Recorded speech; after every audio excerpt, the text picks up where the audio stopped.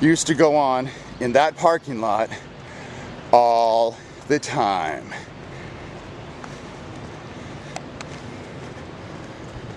And we're walking. Okay, I'm gonna cut across.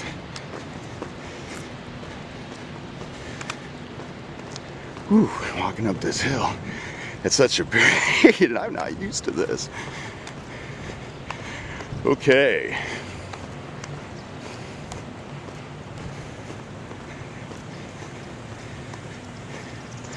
And this is the prison.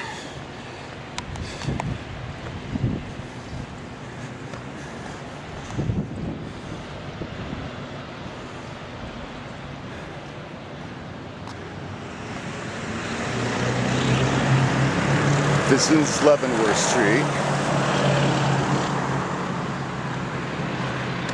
The MCC church is about 3 blocks up that way. I'm not walking there on this video.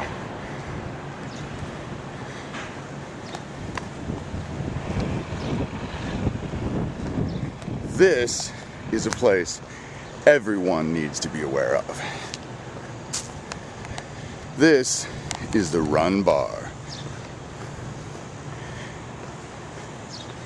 They have after hours, I don't know if they still do, I think they might, where they allow kids in after 1:30 until 4 in the morning. Always was that way.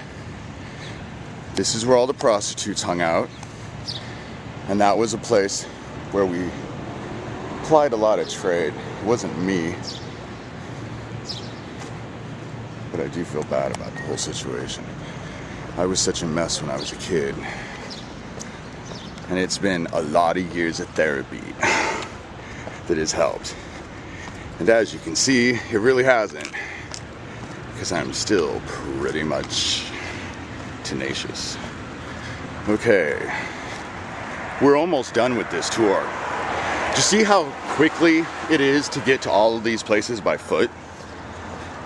How easy it would be? And tell me, how are the police, since they are in the middle of everything, how were they totally unaware of this? How exactly can they explain this?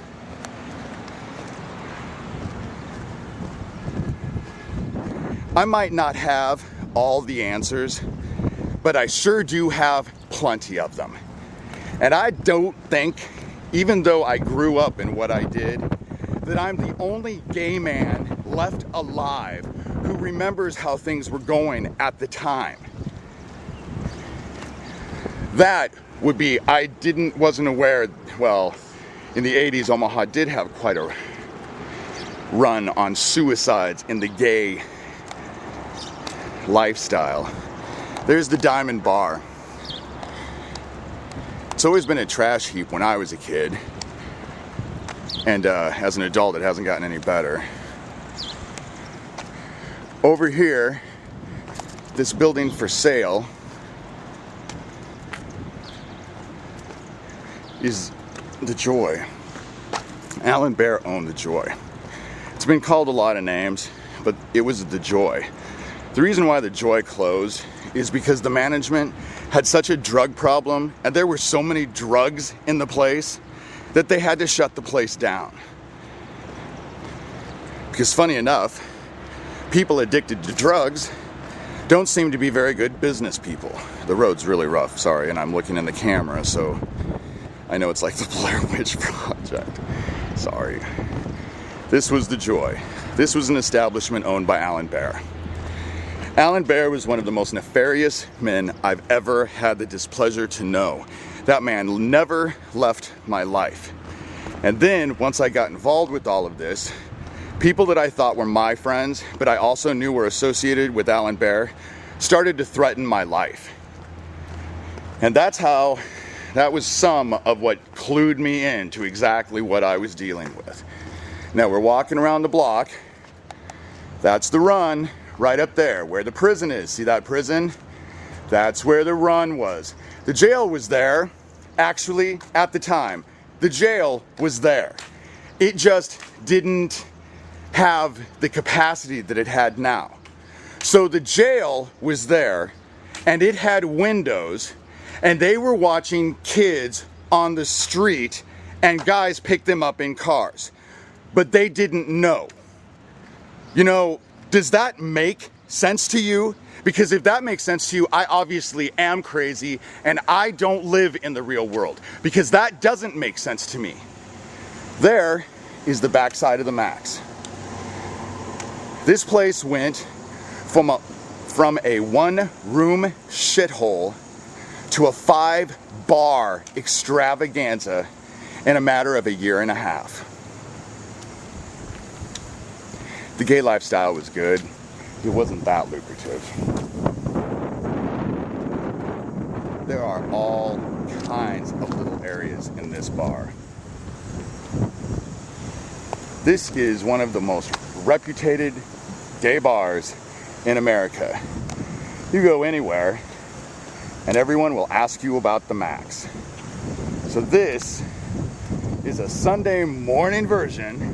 Okay, now just to give you a clue, there's the Max.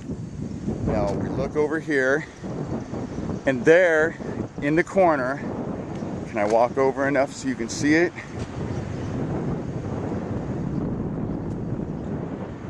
We'll walk up the street. Oh, by the way, the Greyhound bus station and the Run, right there. There's the Run where everyone sold themselves, right there. And right over there is the Omaha police station. See? Right over there. Yeah. But they were totally unaware. Yeah.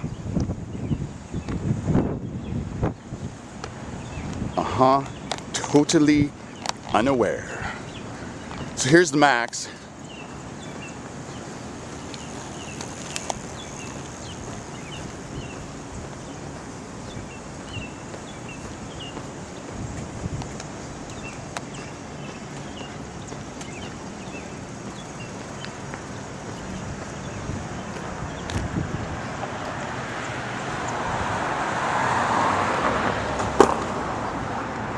Here's the Max. Notice that there's nothing designating it the Max. Just that. And now you turn around and there's the police station. So they were totally unaware. Robert Wadman, as police chief, was totally unaware and it's totally acceptable that he was unable to give Noreen Gosh the questions about her abducted son that she needed. It was totally okay. Because right over there is the old market, right over there is the Run, right over there are the Orpheum Towers, behind that building is the stage door, but he was totally unaware. Do I make my point why I am so irritated with this?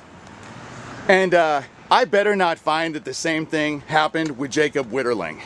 And I better not find out that someone out there has my father's confession. Okay, this is me signing off. Till next time.